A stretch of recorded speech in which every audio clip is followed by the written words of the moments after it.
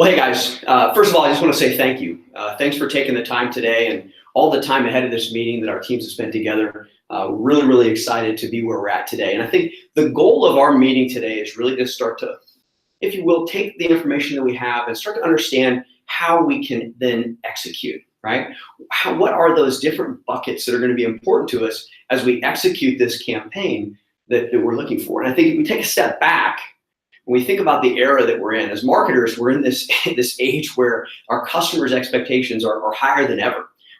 The idea that the experience is going to be personalized is really not just an idea at all. Matter of fact, 80% of our customers are stating that that's their expectation of how things should be. So we're in this stage of more intelligent marketing, and our consumers are expecting that our messages are going to be on point, that our content is going to be right on time, and that it'll show up on the right device. And so we need to figure out as marketers, how are we going to get there, right? And I think as we look towards the current platform, really more of a marketing platform, and where we want to be, there's a gap in between there. So how do we go from a marketing platform to a modern communications platform or solution? And I think that can be a journey, and along the way, we're going to have to understand our customer better. We're going to need to know who they are, right, by creating some unified vision of who they are. We need to personalize our messaging to that customer in a way that today just isn't being done. And then we need to engage with them in the proper channel at the right time, so that they are seeing the product that's most interesting to them. And then from acquisition all the way through to advocacy, their customer lifetime value is going to keep increasing because they're spending more time with us, right? So let's start with the first. Let's start with know, because this is where it all kind of happens, right? When we think about knowing our customers, we know our customers in different ways, right? We know them today when we look at our first party data as a current customer or someone who is in our database, whether it be our CRM, in your case here at Google, that could be Gcases, that could be Salesforce, it could be any number of data sources that are available, but these are folks who we know today. And as an example, Nest, I'm a first party consumer to Nest. I've bought a Nest thermostat for my home. And so what should Nest be doing next? With that data, they should be finding ways to move me towards the next best product based on the actions I've taken. And that could be a camera or multiple cameras in my case, which could then lead to an alarm. A good example of first party data with one of our customers as well that we're probably all familiar with is with Ticketmaster. And Ticketmaster, for all of us, is really that solution where we go when we're going to enjoy a show. And we all have different tastes in what we want to see and who we want to see. And Ticketmaster understands that information. And both before, during, and even after shows is leveraging that information to put the right messaging and right content in front of us to ensure that the shows that are coming to our town or into our region are ones that we can actually go enjoy.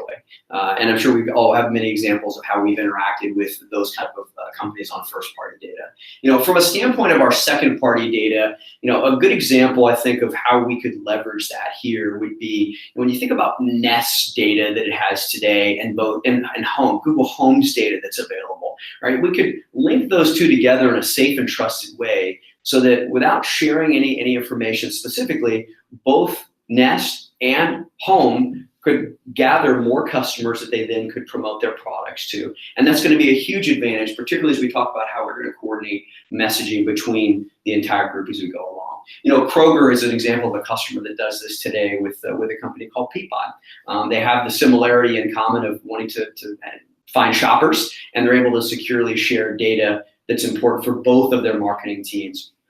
And it's been very, very fruitful for both. And then third party, this is a more of a challenge for us as marketers. How do we go out into a market to reach those unknowns, the folks who we don't know? And in many cases, we have to be very careful in how we leverage that data and turn those folks into our next batch of customers. And there's various ways that we can go about doing that. Primarily, really looking at our similar audiences or lookalike audiences, and then those best customers, we can go out and seek who those are across different platforms, gradually, progressively profiling those folks down, working with them until they take some form of an action, whether it be a lead fill out or a purchase, and become a first party customer, and the whole thing really starts all again. And when we think about it, the data is really where the customer experience starts, and how we leverage that data as marketers is very important. Whether we focus in on the first party, second or third party, these are the type of decisions we want to make over the course of the next 6 weeks as we move towards launching these new processes. And I think as we think about really all these different consumers, right? And we have so many different consumers, and so everyone has personal tastes, right? I think we have many different shapes and sizes, literally different shapes and sizes here of customers. Our goal is really to look at as marketers, how do we match the message? How do we take the data we own, right, and match the data along with the message to those different consumers? But the challenge is, how do we do it at scale, right? If you're just looking at a one-off and we had time to do that all day long, that would be very simple, but we just don't have the ability to do that. And so when we think about what we require automation. And more importantly, we really require an orchestration layer to ensure that every interaction with those customers is focused and personal based on the information we know about that customer. And how do we do that? Well, we do it with artificial intelligence. And providing an artificial intelligence layer for us as marketers allows that scale to happen, both in terms of the triggering of the message, right? The triggers, and as importantly, if not more importantly, to the timing of when the message goes out is the content that consumer is going to receive, right? So leveraging artificial intelligence allows us to understand the data and where a customer's path is going, and we can use our orchestration layers to then trigger at the right time, the right message to that particular customer, right? So we're going to improve conversion. We're going to see an improvement in reach because these messages are going to be the right message for that specific customer, right? Whoever that person happens to be. And that's very important. And really, this is something we think only Salesforce and Google can do together, right? And so let's talk about, once we've reached the stage where we have the AI to trigger the proper message and we're orchestrating all the signals that are coming in from our data to put this person down the right path, the right journey. Now let's talk about how we can coordinate those messages across channels and get them to actually engage with us. And this is where it gets very challenging for most marketers, because today we've got so many channels to deal with that we, in some cases, didn't have 5 or 10 years ago. So we're making massive adjustments, right? It used to be, TV. Now we have Hulu and we have Netflix, right? We've got devices in our hands all the time. And so we need to make sure everything is mobile enabled and friendly for us to do things on a device, whether that be read or purchase a particular product.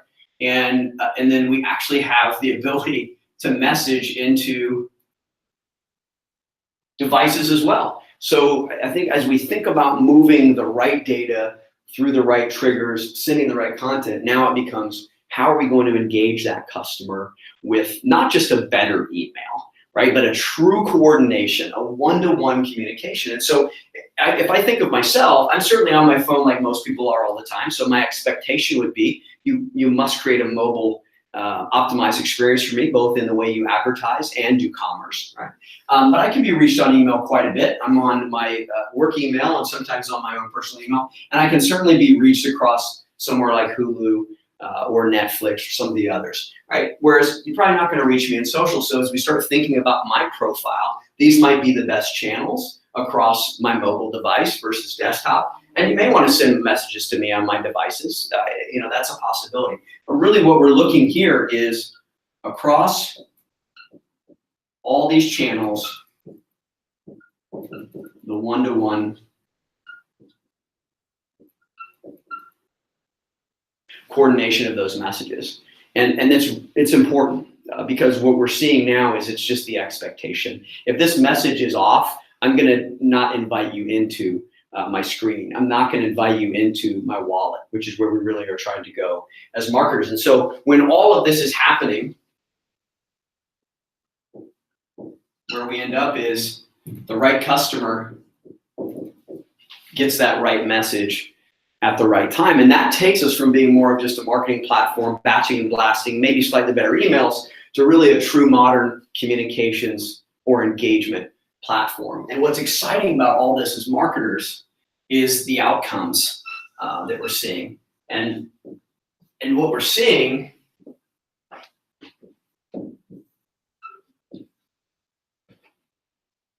right now today is a 3x engagement rate when this is done properly, right? That's hugely important for us because that's the lifeblood of what we're trying to do is communicate and get our customers to pay attention to us.